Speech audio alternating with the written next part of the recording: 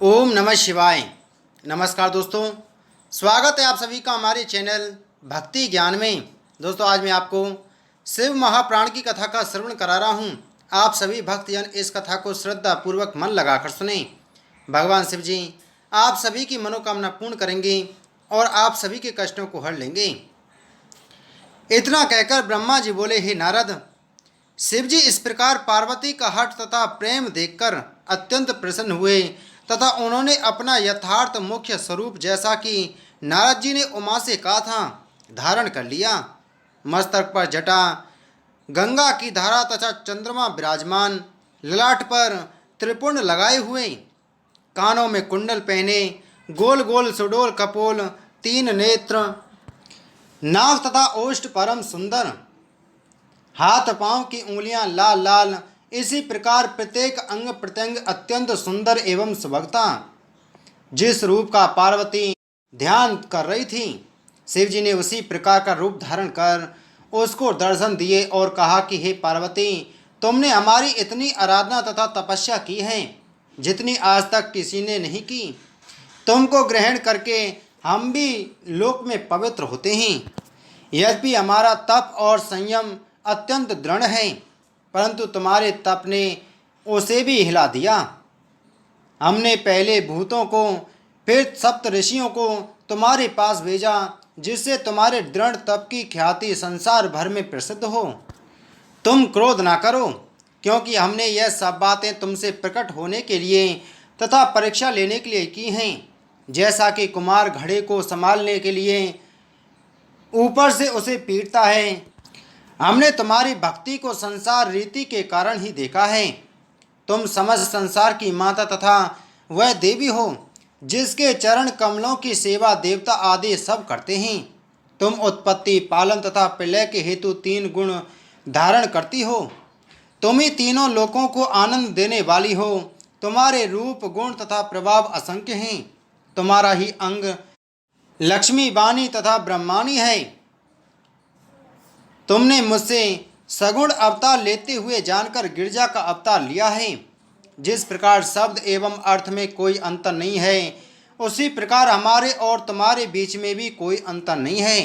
केवल संसारी जीवों की दृष्टि में हम तुम दो शरीर रखते हैं, परंतु वास्तव में हम एक हैं। हमारे तुम्हारे चरित्र वेद भी नहीं जानते। तुम्हारा तप अब पूर्ण हो गया है। तुम्हारी जो इच्छा हो वह हमसे मांगो। यह कहकर शिवजी चुप हो गए। पार्वती बोली, हे देव, यदि आप वास्तव में मुझ पर प्रसन्न हैं तो मुझको मेरी इच्छा अनुसार वर दीजिए। आप मेरे पति होकर संसार की रीति के अनुसार मेरे साथ विवाह कीजिए। मेरे समस्त अपराधों को क्षमा कर अब आप मेरे पिता से जाकर विनती करें तथा अपने संसारी चरित्र को दिखावें। पार्वती यह कहकर चुप हो गई।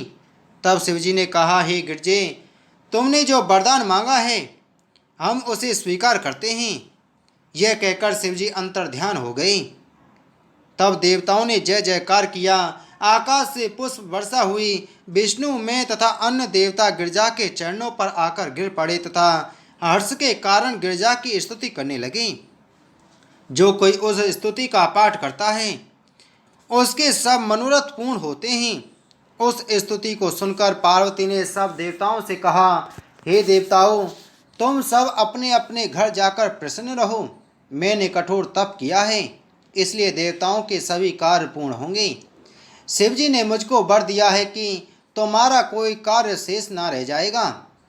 यह आज्ञा सुनकर सब देवता वहां से चले गए तथा गिरजा भी घर जा पहुंची।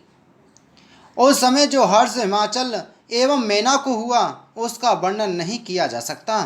हिमाचल ने हर प्रकार के आनंद मंगल मनाया तथा अपार द्रव्य दान दिया। यद्यपि गिरजा ने वरदान का वृत्तांत किसी पर भी प्रकट न किया, पर वह सब लोगों पर प्रकट हो गया। ब्रह्मा जी ने कहा, हे नारद, भगवान सदाशिव की महिमा जानना अत्यंत कठिन है। उनकी महिमा करोड़ों वर्ष तप करके भी कठिनता से जानी जा सकती है।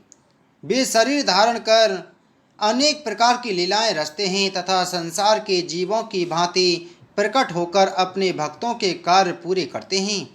हे नारद, तुम ध्यान से सुनो। जिस समय शिवजी पार्वती को वर देकर चले गए, उस समय उन्होंने भिक्षुक का रूप धारण किया और नृत्य एवं गायन में पूर्ण अभ्यास करके एक सहस्त्र गति के ज्ञाता बन गए। फिर उन्होंने अपने बाएं हाथ में सिंगी तथा दाहिने हाथ में डमरू लिया और समस्त शरीर में श्वेत भस्म लगाकर लाल वस्त्र पहने। इस प्रकार वे एक वृद्ध बन गई। उनका शरीर बूढ़ों की भांति कांपता था, परंतु वाणी अत्यंत मधुर थी। ऐसे अनूप रूप तथा वस्त्राभूषणों से सुशोभित होकर भी श्री सदाशिव जी हिमाचल पर्वत के पास गए। उन्होंने अनेक प्रकार के नृत्य, गान, नट, करतब, मधुर स्वर, प्रिय सिंगी तथा डमरू के नाद से नगर निवासियों को मोहित कर दिया।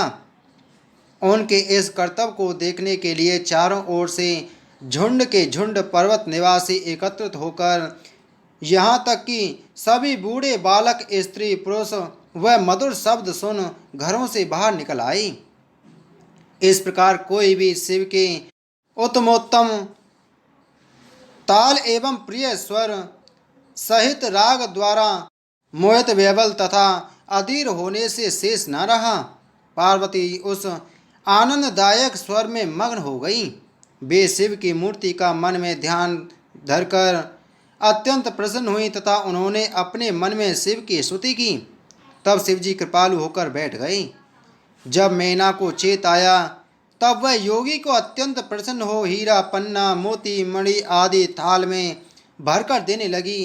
परंतु उस योगी ने कुछ न लेकर केवल पार्वती को मांगा तथा फिर नृत्य करने को उठ खड़ा हुआ। यह सुनकर मैना ने अप्रसन्न होकर उसे बहुत डराया, धमकाया तथा इच्छा की कि उस योगी को निकाल दे।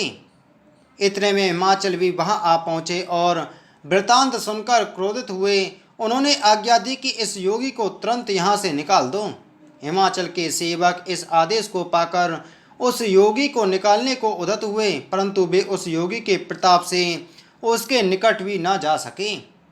उस समय हिमाचल ने मन में सोचा कि यह कौन मनुष्य है। जब उन्होंने बहुत ध्यान से विचार पूर्वक योगी को देखा, तो उन्होंने शिवजी को चतुर्भुज स्वरूप, सिर पर मुकुट, कानों में कुंडल, पीले वस्त्र पहने हुए तथा जो पुष्प विष्णु पर चढ़ाए जाते हैं उनसे भूषित देखा। फिर हिमाचल ने उसी समय द्विभुजी मूर्ति इस प्रकार देखी कि वे अपने को गोपों के समान भूषित किए, मुरली हाथों में लिए, चंद्रमा के समान उत्तम किशोर अवस्था को प्राप्त दिखाई दे रहे हैं। ब्रह्मा जी बोले, हे नारद, शिवजी ने हिमाचल को अपना मुख्य स्वरूप दिखाया कि शीश पर जटा तथा गंगा की पवित्र धारा, मस्तिष्क पर चंद्रमा एवं त्रिपुंड चंद्र के समान सुंदर मुख, लालिमा लिए हुए 3 नेत्र, कीर के समान नासिका, अरुण अधर, कंठ में श्यामता लिए हुए 3 रेखाएं, गले में हार पहने 4 भुजाएं, सूर्य, कपाल, अभय आदि नाना प्रकार के वस्त्राभूषणों से अलंकृत, उधर अत्यंत कोमल जिसमें 3 बल पड़े हुए, अत्यंत सुंदर कटी, लाल कमल के समान लाल पगतल, गोल नितंब, रक्त वर्ण नख आदि थे। हिमाचल ने ऐसा मनोहर विचित्र स्वरूप देख अत्यंत आश्चर्यचकित होकर जाना कि यह सदाशिव है। जब सदाशिव ने जाना कि हिमाचल ने हमको पहचान लिया, तो उन्होंने तुरंत उसी योगी का स्वरूप धारण कर लिया तथा पुनः हिमाचल से पार्वती को पाने की इच्छा प्रकट की। उस समय हिमाचल ने तुरंत ही प्रणाम कर सब स्वीकार कर लिया। कुछ समय पश्चात योगी जब अंतर्ध्यान हो गए, तब मैना और हिमाचल ने चेत में आकर शिव को सर्वश्रेष्ठ जाना। देवताओं ने भी अपने हृदय में निश्चय ठहराया कि शिव एवं पार्वती के विवाह उनको समस्त संसार को तथा पार्वती के माता पिता को सुखदायक होगा। इसी इच्छा से उन सभी देवताओं ने हिमाचल के गुरु के घर जाकर उनको प्रणाम किया तथा कहा कि हे देव, इस समय शिव के चरित्र से मैना एवं हिमाचल ने शिव को सर्वश्रेष्ठ समझ लिया है। अब आप वहां जाकर ऐसा प्रयत्न करें जिससे शिव तथा पार्वती का विवाह हो जाए। यह सुनकर गुरु अत्यंत क्रोधित होकर दोनों हाथ कानों पर रखकर बोले, हे देवताओं, तुम बड़े स्वार्थी हो। तुम हमारी यही सेवा करते हो जिससे हमको नरक प्राप्त हो। जो मनुष्य विष्णु, महादेव, ब्रह्मा आदि देवता, ब्राह्मण अपने गुरु गौ, तुलसी, प्राण, गंगा, वेद माता गायत्री, वेद एवं दान की निंदा करता है, वह निसंदेह नरक में जाकर असंख्य कल्पों तक दुख तथा कष्ट भोगता है। यदि तुम यह कार्य करना आवश्यक समझते हो तो तुमको चाहिए कि ब्रह्मा के पास जाकर उनसे सहायता मांगो तथा तुम भी अपनी बुद्धि के अनुसार कोई उपाय करो। परंतु अपने मन में शिव के चरणों का ध्यान अवश्य रखो। हमें पूर्ण विश्वास है कि ब्रह्मा, अरुंधति तथा सप्तऋषि के साथ जाकर हिमाचल को समझावेंगे।